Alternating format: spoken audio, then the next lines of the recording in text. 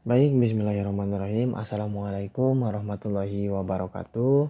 Perkenalkan, nama saya Iksal Aditya. Di sini saya berada di kelas teknik elektrode.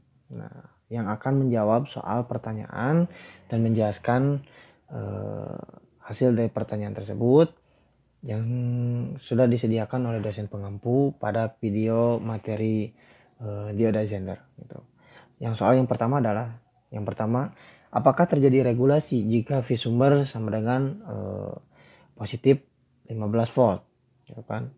Nah, yang asalnya adalah 24 volt, kemudian dirubah menjadi 15 volt. Apakah ada terjadi regulasi atau tidak? Kemudian nilai Z2 dirubah atau diganti dengan digit akhir NIM masing-masing. Karena digit akhir saya 2, berarti Z2-nya dirubah menjadi 2, yang asalnya 9 menjadi 2 volt.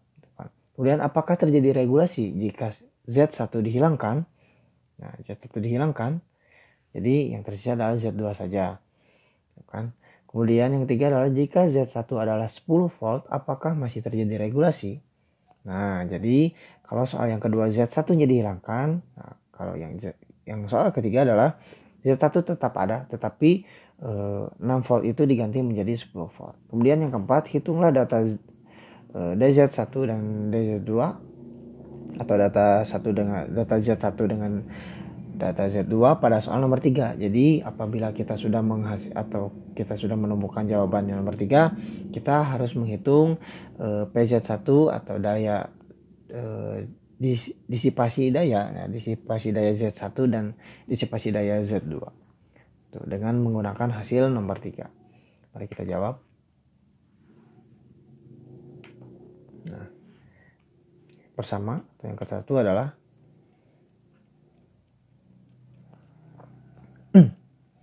jika V sumber diganti menjadi 15 volt dan Z2 diganti menggunakan digit akhir NIM. Kita menghitung V out-nya dulu. V out sama dengan VZ1 ditambah VZ2 atau VZ2 sama dengan VZ1 adalah 6 volt ditambah VZ1 adalah 2 volt. Maka hasilnya 8 tambah 2 adalah 6 tambah 2 adalah 8 volt. Kemudian setelah mencari V out, kita mencari arus beban. Itu IL. Rumus IL itu adalah V out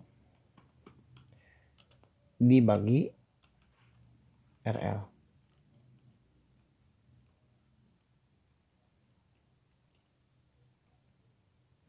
Nah, V out ini berapa?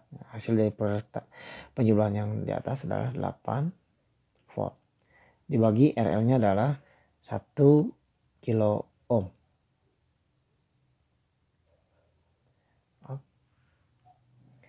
1 kilo ohm.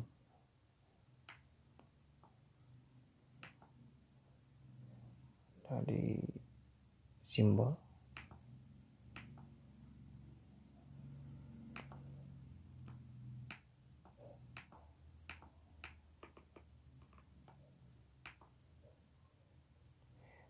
Nih. Hasilnya berapa? 8 dibagi 1000 yaitu 0,008 atau 8 mA. Kemudian kita mencari IS atau I sumber. I sumbernya itu berapa? Kita copy dulu. Copy. Nah, IS-nya itu adalah VS dikurang V out dibagi RS. Nah, karena VS-nya diganti menjadi 15, jadi 15 volt dikurang V out-nya adalah 8 volt dibagi, karena RS-nya 300 ohm, 300 ohm. Nah, 15 dikurang 8 adalah 7 volt. Nah, sedangkan 7 volt dibagi 300 ohm, maka hasilnya adalah 7 dibagi 300 adalah 23 mA atau 0,023 ampere.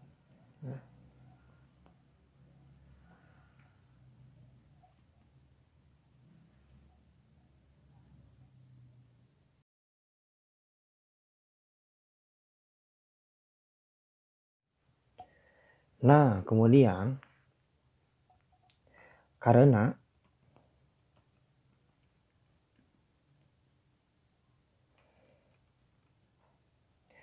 sudah terhitung atau terhitung Vout-nya, maka kita mencari Vs-nya itu dalam hitungan minimum, atau agar dia terbukti terregulasi atau tidaknya. Nah, rumus V minimum adalah Vz ditambah IL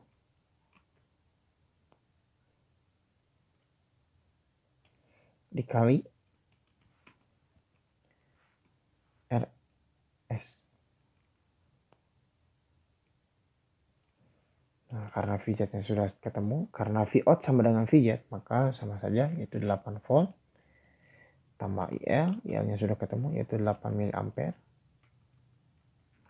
8 mA dikali RS-nya adalah 300 ohm. Nah,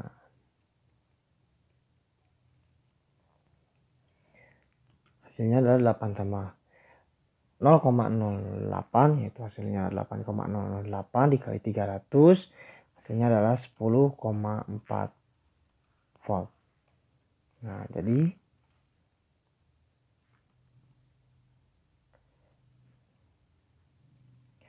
karena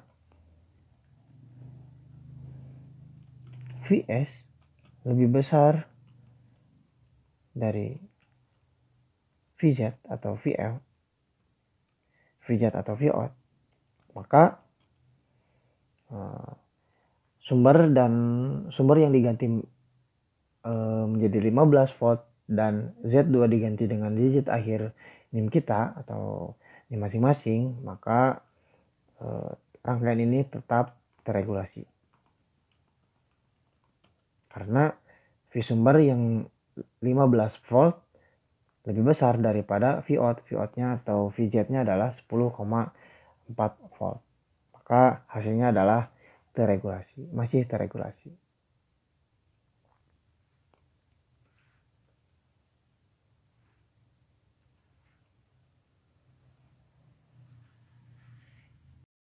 Nah, kita kemudian lanjut ke nomor 2.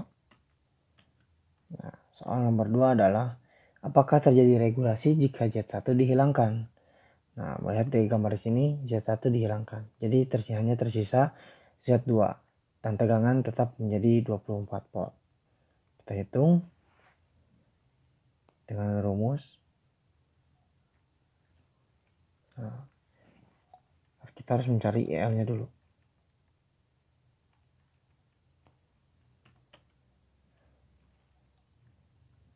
Mencari IL atau arus beban pada rangkaian.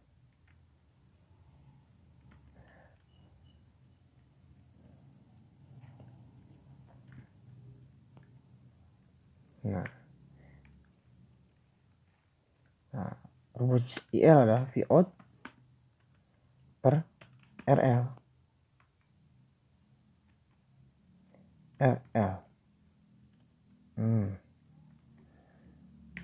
Vout-nya berapa? Vout-nya adalah, karena dia 1, yaitu 9 volt.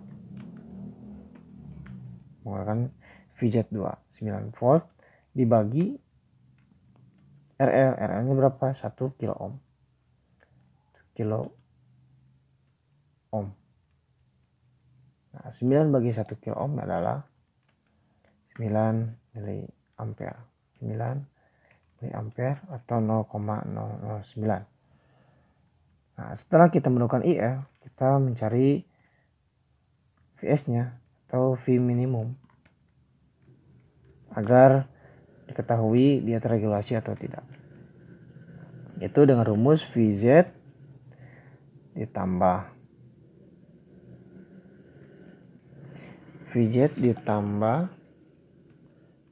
IL beban dikali Rs.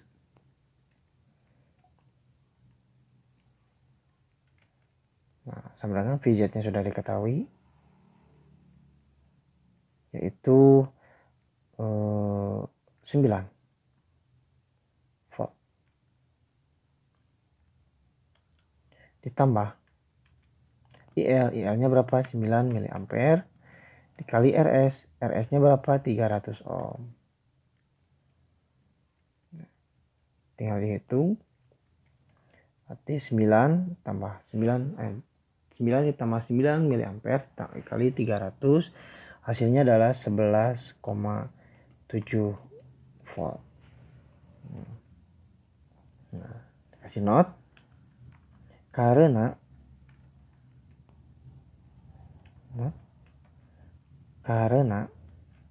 V sumber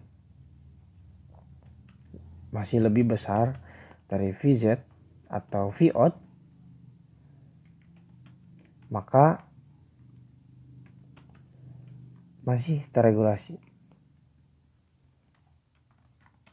Karena syarat dari dioda Zener adalah V sumber lebih besar dari V atau tegangan dioda tersebut. Maka karena V sumbernya adalah 24 volt dan tegangan Zenernya adalah 11,7 volt, maka masih terregulasi.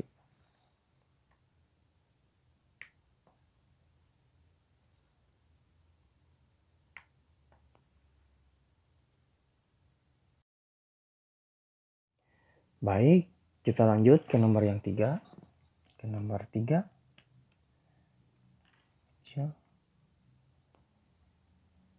Nomor 3. Baik, 3. Nomor 3. Baik. Nah, nomor 3.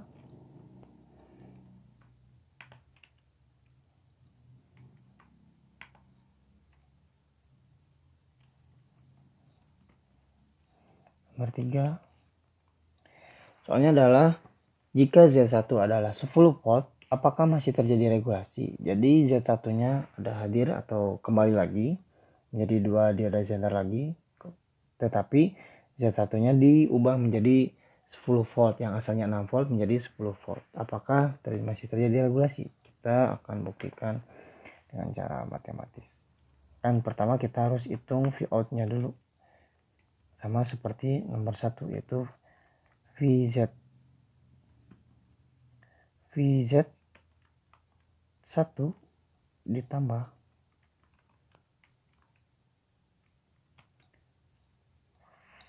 Vz 2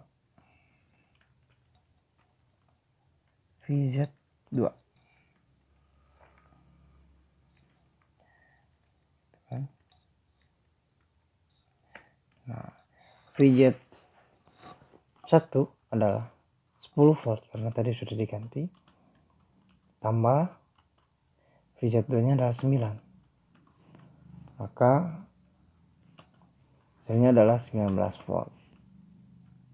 Kemudian kita mencari arus bebannya. Arus bebannya berapa? Kita hitung menggunakan rumus Vout per RL.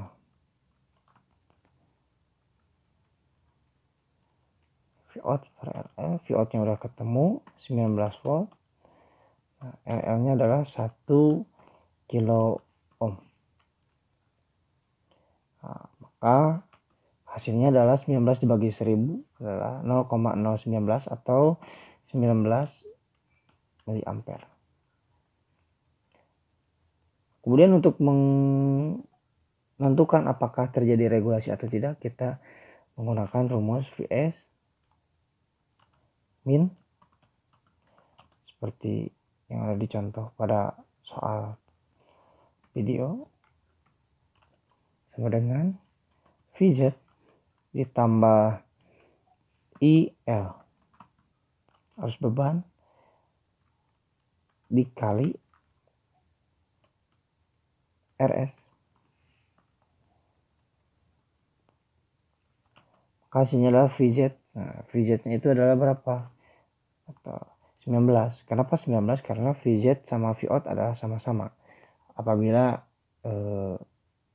dioda zenternya tidak mengalami tegangan Thevenin ya, atau VTH. Tambah IL, IL-nya berapa? 19 miliampere. Kali RS, RS-nya berapa? Itu 300 ohm.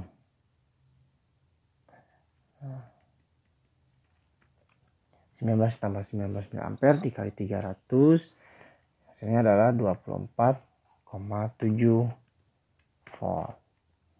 Nah, kasih note, karena Vs lebih kecil dari Vz, maka dioda Zener pada soal yang ketiga ini tidak mengalami regulasi. Karena apa? Karena V sumbernya 24, sedangkan V zenternya adalah 24,7. Karena V zenternya lebih besar dari V sumber, maka dioda Zener akan mengalami V Thevenin, kan? Atau V Thevenin, atau tidak menjadi diodanya tidak menjadi regulator atau pengatur tegangan. Sehingga rangkaian tersebut menjadi rangkaian terbuka. Nah, kemudian di soal yang terakhir itu hitunglah data DZ1 dan DZ2 pada soal nomor 3. Karena sudah diketahui hasilnya, kita hitung dulu, kita masukkan rumusnya. Rumus dari disipasi daya adalah PZ1 sama dengan VZ1 dikali IZ. Nah, itu adalah rumus untuk mencari disipasi daya. Nah, kemudian ketika kita melihat dari soal nomor 3, karena V sumber lebih kecil dari V Zener, maka arus yang mengalir pada dioda Zener otomatis, atau arus yang mengalir pada Zener otomatis akan sama dengan 0. Nah, karena apabila IZ yang masuk, apabila arus yang masuk kepada IZ sama dengan 0 atau kurang dari 0, maka dioda Zener itu tidak akan berfungsi sebagai pengatur tegangannya, karena arus yang mengalir adalah 0. Kemudian apabila arus yang mengalir pada dioda Zener tersebut 0, maka rangkaian tersebut akan menjadi rangkaian terbuka atau rangkaian seperti biasanya. Kemudian apabila kita ingin mencari PZ1-nya adalah kita cari PZ1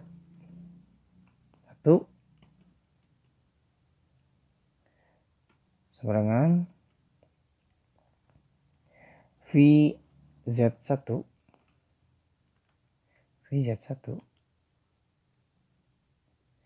dikali IZ sama dengan VZ1 kan tadi 10 volt ya, 10 volt dikali 0 karena IZ nya 0, maka hasilnya adalah 0 watt. 0 watt. Nah, untuk PZ2 nya tersendiri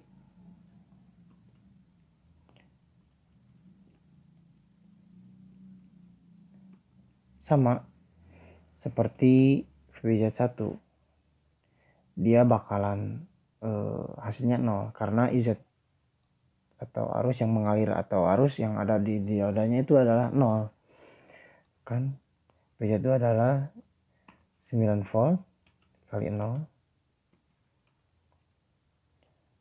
hasilnya pasti akan 0 watt juga.